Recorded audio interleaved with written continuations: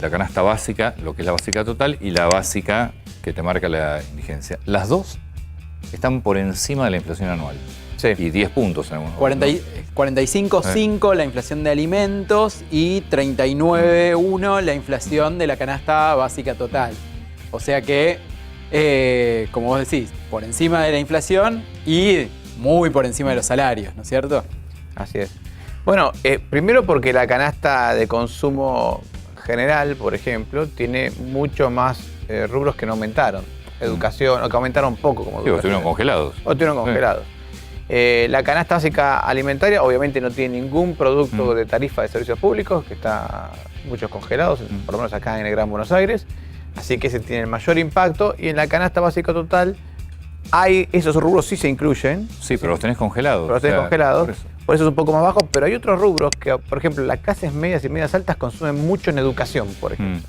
Y este año la educación no aumentó tanto, porque prácticamente fue muy difícil para los colegios aumentar precios, y los útiles ni te cuentan, ni existieron, ¿no?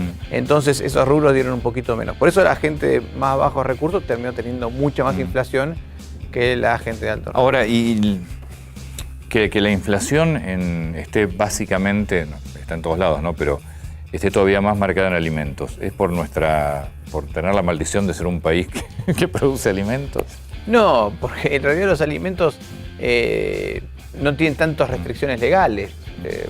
Simplemente, fíjate que, por ejemplo, indumentaria aumentó mucho más que alimentos. Sí, 60 y no tanto. tenemos la maldición de exportar indumentaria. No, es simplemente...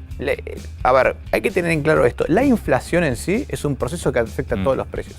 Cuando el gobierno mete mano y trata de distorsionar precios, porque distorsiona el precio del gas, congela el gas o el transporte o lo que fuera, lo único que hace es desviar ese exceso de dinero a otros bienes. Si vos no tenés que pagar electricidad, por ejemplo, bueno, esos pesos que sobran van a ir a consumir alguna otra cosa. No es que desaparecen de la nada. Entonces termina presionando sobre otros rubros. Y eso lo que genera es una distorsión de precios relativos que después la terminás pagando con más inflación. Dos casos conocidos sobre ese tema. Uno fue hace poco, cuando Macri tuvo que corregir los precios relativos del gas, de la electricidad y el transporte a principios del 2016, y se le disparó la inflación. Y el más conocido de todos, el Rodrigazo, ¿no? Sí. Cuando vos tuviste cuando Celestino Rodrigo tuvo que acomodar todos los precios de la economía, que venían todos distorsionados, y se le dispararon los precios, el dólar, los salarios. Todo. Entonces, son dos cosas diferentes. Yo puedo tener en el corto plazo tratar de controlar la inflación congelando algún precio, pero eso lo pago después con más inflación. Entonces, yo creo que son soluciones muy de corto plazo. Fausto. Y hay que tener que la inflación está apuntando. Este año la inflación fue 36 y pico. Se calcula en estimaciones privadas, entre ellas la tuya, que la del año que viene puede ser 45, 50. Esa inflación está calculada con un déficit, con una emisión quizás un poco más controlada que lo que fue este año, porque también se calcula que no va a estar el gasto COVID.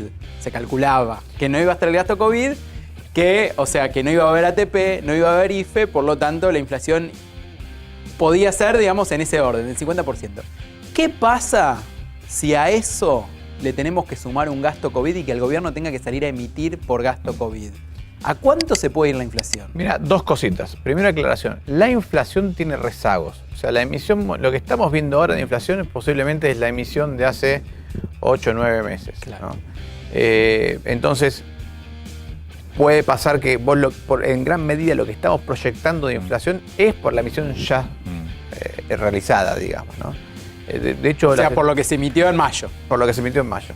Históricamente Argentina tiene entre 12 y 18 meses de rezago entre la emisión y la inflación. Eso es muy importante tenerlo en cuenta, porque no pasa que emitís y al otro mes tenés inflación. No es así. Pasan 12 y 18 meses porque hay contratos que son más largos, porque... Sí, lo que es peor todavía, porque quiere decir que ya los escenarios de inflación alta son 2 años, 3 años por delante. Exactamente, exactamente. Por eso no estamos proyectando que baje la inflación por un periodo largo. Pero ¿se le puede poner un número a eso? O sea, si hubiera que salir a emitir porque tenés que aumentar el gasto para contener una situación de un cierre, por ejemplo, de la economía, no total, pero parcial. En ese caso, yo creo que podrías ver una aceleración de la inflación a finales del 2021 que te va a impactar en el 2022 más que nada. ¿De cuánto?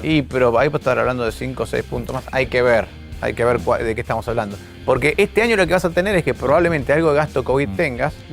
A ver, pongamos números. Sí, de hecho, ayer El gabinete económico ya se habló de una posibilidad. No Sí. será el ATP, será un repro, no será el IFE, será el IFO, no sé, pero algo van a tener que hacer. Algo van a hacer. 40 y pico % de pobreza en Argentina. Es enorme. Pensá esto, el gasto COVID en el 2020 fue 3 puntos del PBI. A eso se le sumó una cadena de recaudación y terminaste con un déficit primario de 6,5 puntos.